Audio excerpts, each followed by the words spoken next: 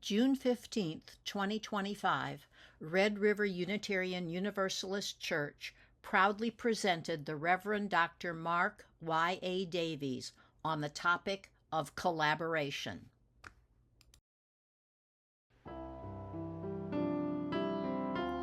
Welcome from Red River Unitarian Universalist. Thank you for joining us.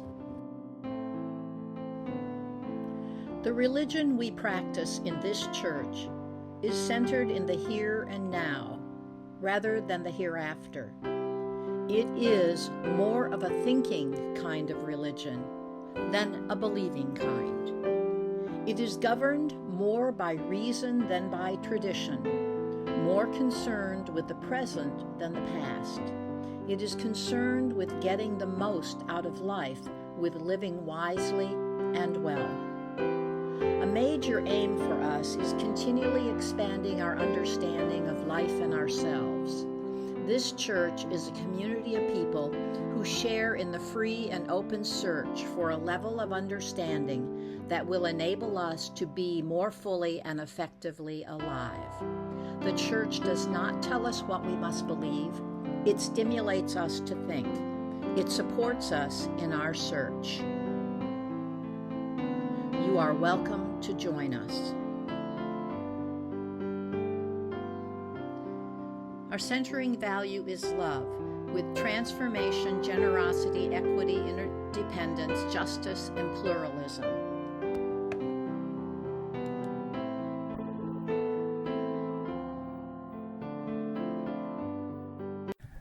We have chosen to bring ourselves here to this sanctuary to gather as a community of faith. We join together in solidarity as a covenanted people who are drawn together by the promise of connection and the mysterious pull of the unanswerable. We draw on experiences of love and wonder to lift our hearts and move us beyond the mundane.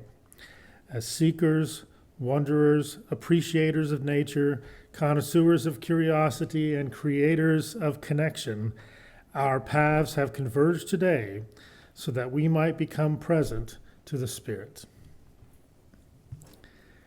At this time, we have an opportunity to light our candles of community. You can light a candle for a joy or a concern or to remember someone or just to bring more light into our space.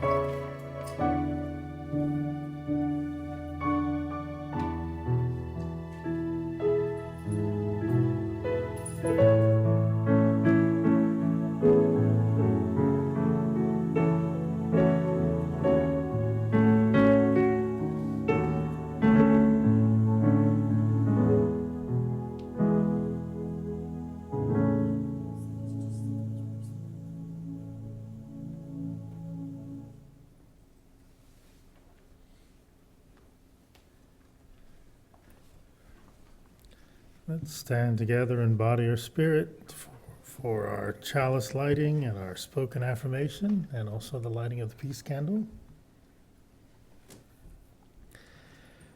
We come together every week, bound not by a creed or a mutual desire to please one God or many gods, yet we are drawn together by a belief that how we are in this world, who we are together, matters. We light this chalice together in the knowledge that love, not fear, can change this world. Let us join in the spoken affirmation. Love is the spirit of this church, and service is its law. This is our great covenant, to dwell together in peace, to seek truth and freedom, and to help one another. We light this peace candle to remind us of all the places in the world where there is no peace. Join me in the words now on the screen. Lead me from death to life, from falsehood to truth. Lead me from despair to hope, from fear to trust. Lead me from hate to love, from war to peace. Let peace fill our hearts, our world, our universe. May be seated.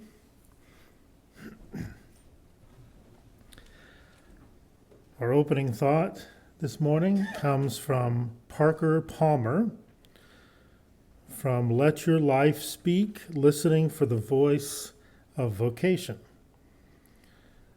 Palmer writes, "We are exploring together. We are cultivating a garden together, backs to the sun. The question is a hoe in our hands, and we are digging beneath the hard and crusty surface to the rich humus of our lives."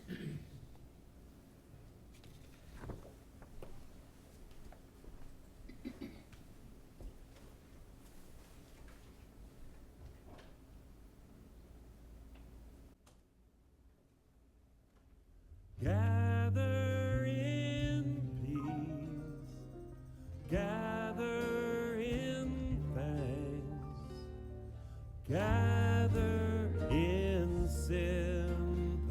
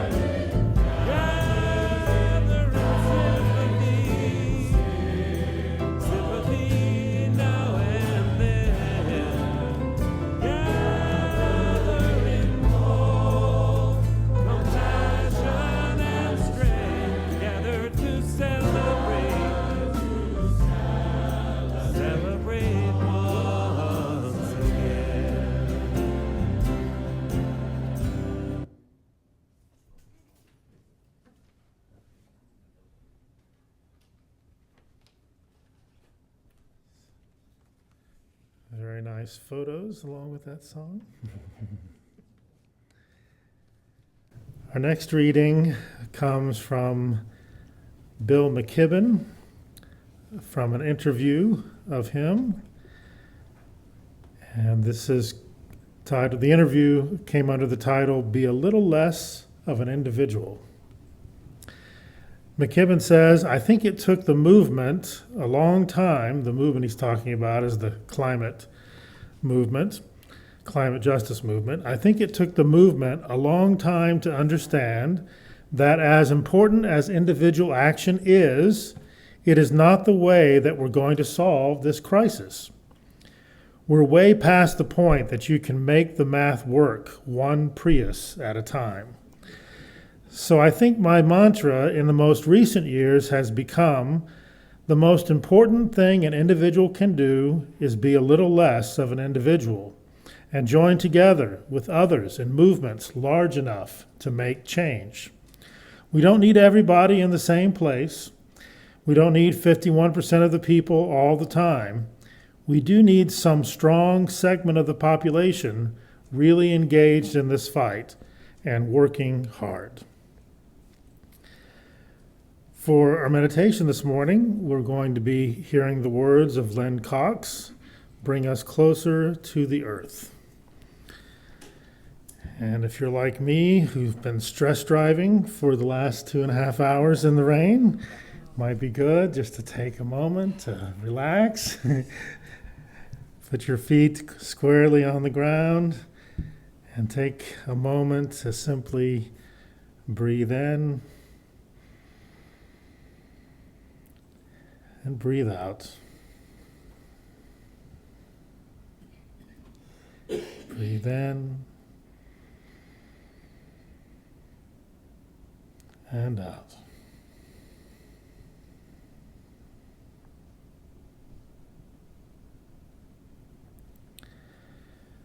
Spirit of life, ground of our being, root of unified mystery, growing into myriad branches of expression, bring us together now.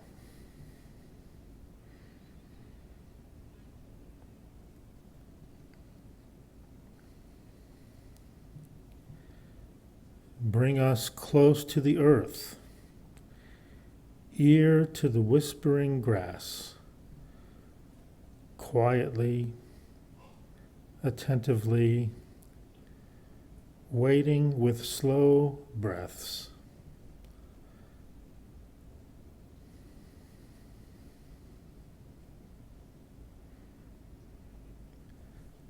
Listening for the very stones to cry out with their rocky stories of tectonic plates, meeting and parting and meeting.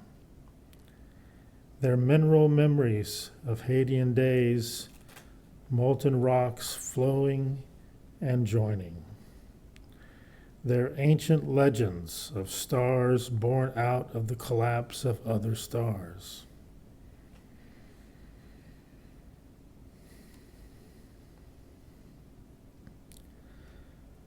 Help us to remember.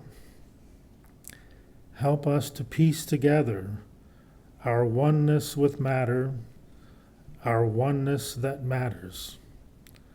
With one more deep breath, may we rise, star stuff walking and rolling across the surface of an impossible blue-green planet.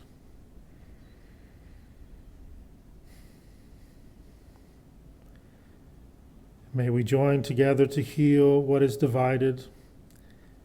May we find wholeness within, without, among, between.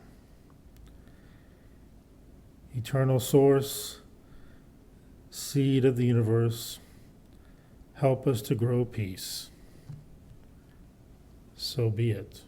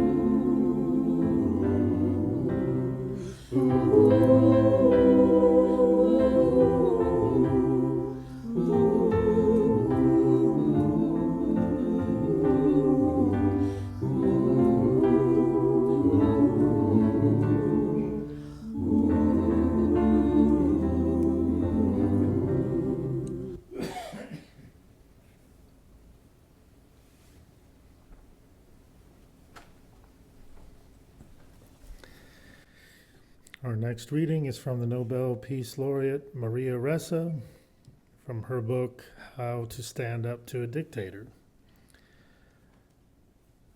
Ressa writes, "There are solutions. In the long term, the most important thing is education. So start now. In the medium term, it's legislation and policy to restore the rule of law in the virtual world, to create a vision of the internet that binds us together instead of tearing us apart. In the short term, now, it's just us. Collaborate, collaborate, collaborate. And that begins with trust."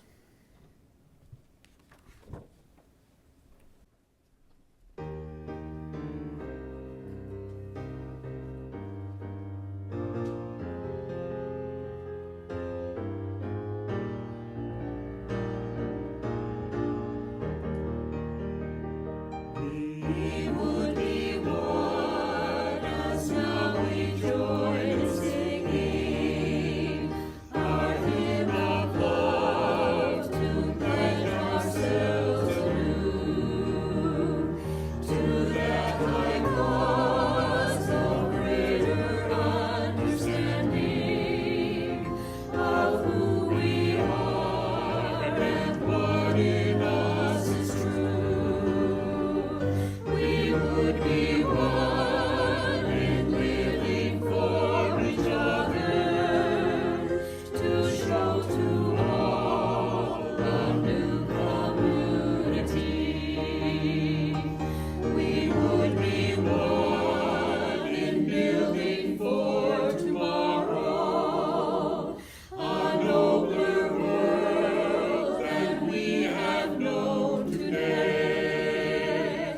We would be one in searching for that meaning which binds our hearts and points us on our way.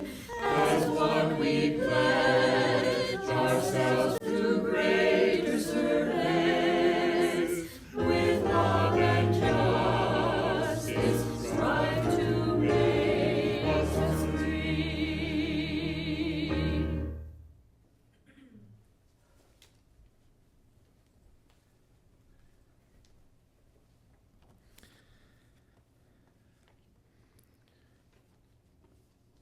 Perhaps we all have a time in our lives where we learned a lesson that collaborating is often better than going it alone, almost always better than going it alone. For me, that lesson would often come in relation to the experience of sports, team sports especially.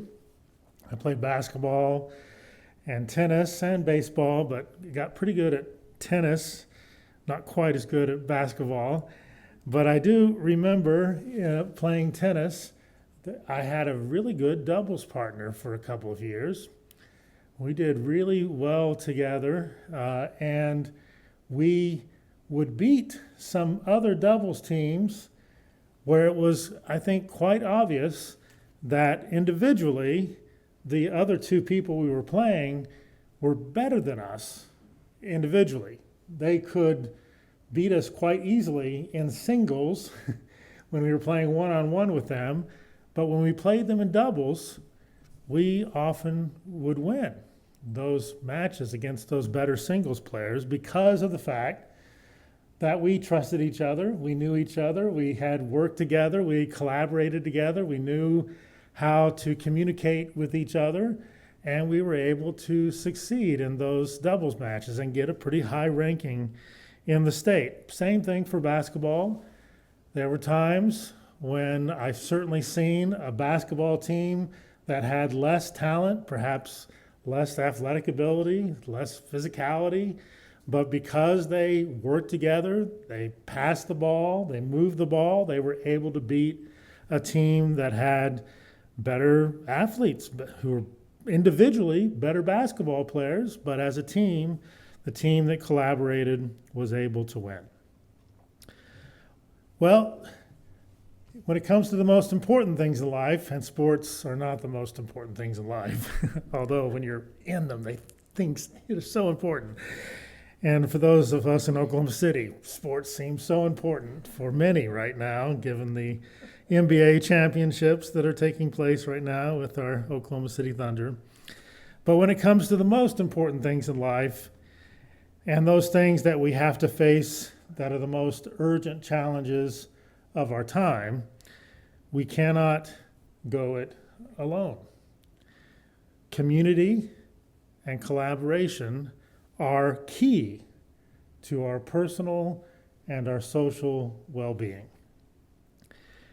As Maria Ressa was pointing out, to create lasting and sustainable positive change in our society will require systemic transformation that will take committed efforts in the medium term and in the long term in relation, as she says, to education and in relation to legislative work for changes in policy and law for a more just, peaceful, participatory, and sustainable society. She focuses in on the internet and social media because of the huge influence that that's having on our society right now. It's going to take education, it's going to take legislation to make positive change. But in order to have the opportunity to bring about the medium-term and the long-term systemic transformation that is so desperately needed, in the short term, we will have to relentlessly address the immediate existential threat that we are facing in relation to the survival of our democratic republic. And this requires collaboration. Collaboration of millions of persons. Yesterday, over 11 million persons, 11 million people collaborated together to address the immediate existential threat that our democratic republic is facing. The over 11 million people who collaborated together yesterday do not agree about everything. They come from different backgrounds. They have different orientations to religion. They have diverse political perspectives, but they trusted each other enough to collaborate. And their collaboration led to one of the largest mass protests in the history of the United States. Perhaps the only one that was larger that I know of was Earth Day in 1970, which I don't know if that was a protest. It certainly was a demonstration, but about 20 million people came out on Earth Day in 1970. Over 11 million people yesterday were able to collaborate in the midst of their differences because they realized that true freedom is a common project. It's a project that requires solidarity, a recognition that our freedom is connected together.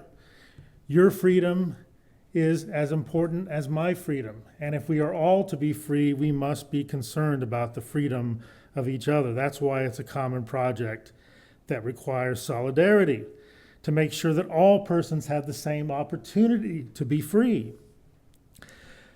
The over 11 million people that came together realized that true freedom is not simply about being free from something, free from oppression, although that's part of it, but it's also about being free to do something, free to do good, free to express values, free to express virtues, being free to establish justice for all persons, especially the most vulnerable among us.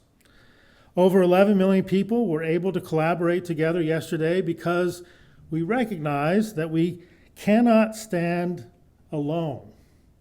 If we're going to stand up to what's happening in our society, if we're going to stand up against American fascism, if we're going to stand up against a dictator, we cannot stand up to that alone. We need each other.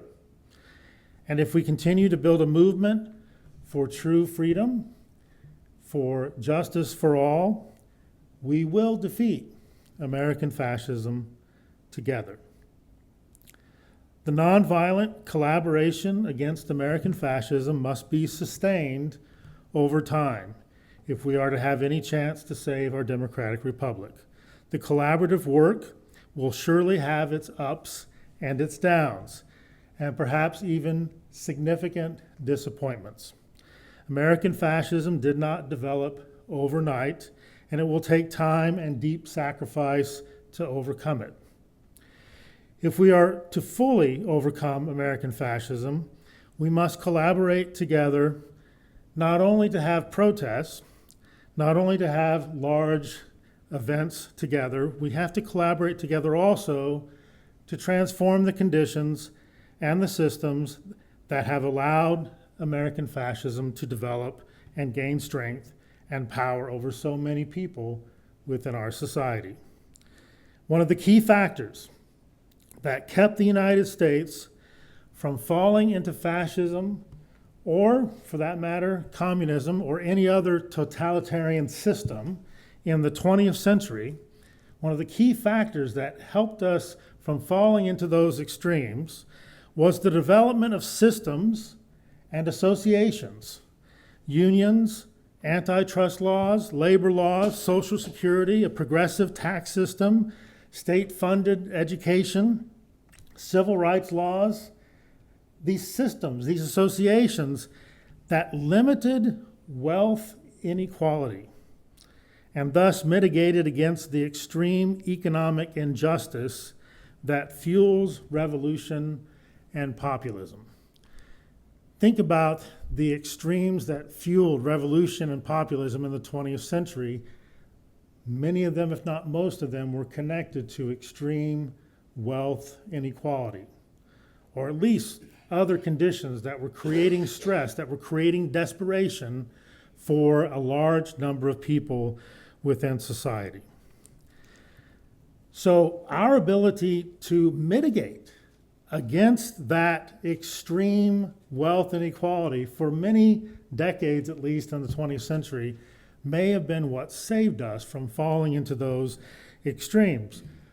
But since at least 1981, we've been dismantling the very systems and associations that have kept us relatively free.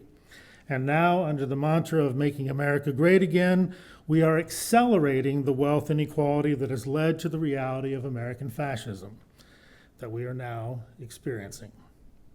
If we do not address the extreme wealth inequality in our society and the systems that perpetuate it, we will continue to see the rise of various forms of political extremism that feed off the fear of a desperate populace. If we cannot create the conditions for economic justice, we will very likely never experience political peace. As Maria Ressa reminds us, in the short term, we need to collaborate to be able to stand up to a dictator. But in the medium term and the long term, we must do the hard and sustained work of education and legislative changes in order to transform the underlying unjust conditions within our society that keep driving us to extremes and driving us apart from each other.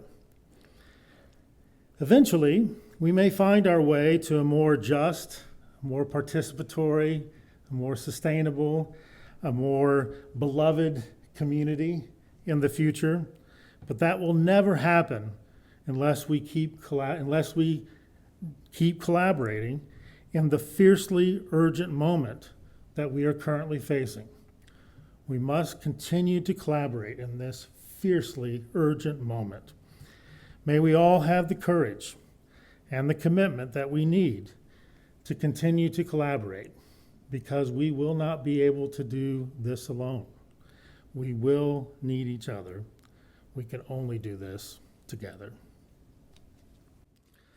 At this time, we have an opportunity for giving. If you'd like, you can bring your gifts to the bowl, and there's also opportunities to give online.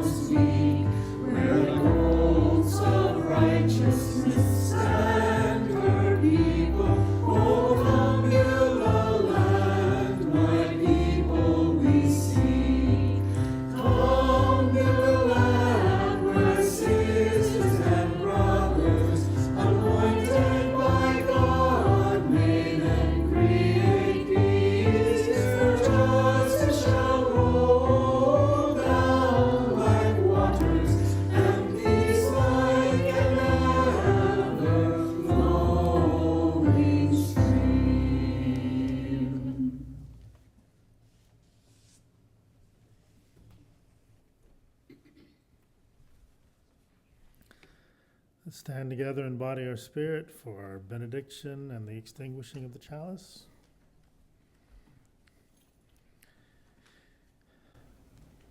The world aches for us to join together and bring about healing, toil for justice, and produce ever-increasing love. This is our calling. Go forth and act accordingly. Amen. Let us join together in extinguishing the chalices. We extinguish these flames, but not the light of truth, the warmth of community, or the fire of commitment. These we carry in our hearts until we are together again.